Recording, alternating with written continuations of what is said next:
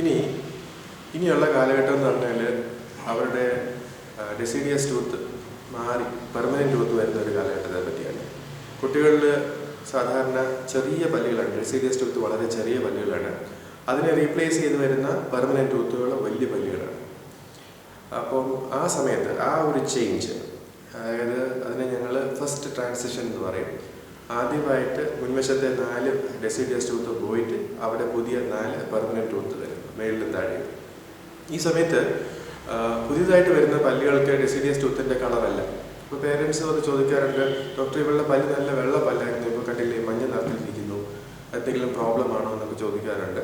അത് പ്രോബ്ലം അല്ല, അതാണ് ഡെസിഡിയസ് പെർമനൻറ്റ് ടൂത്തിൻ്റെ കളറ്.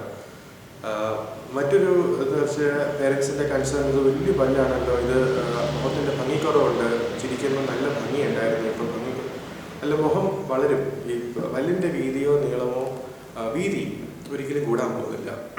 അതുകൊണ്ട് ചെറിയ മുഖത്ത് ഈ പല്ലുകളിരിക്കുമ്പോൾ ഒരല്പം ഭംഗിക്കുറവ് ആ സമയത്ത് തോന്നാറുണ്ടെങ്കിലും മുഖം വളരുന്നതനുസരിച്ച് ആ ഭംഗിക്കുറവൊക്കെ മാറി നല്ല ഭംഗിയുള്ള മുഖം കുട്ടികൾക്ക് ഉണ്ടാവാൻ സാധിക്കും.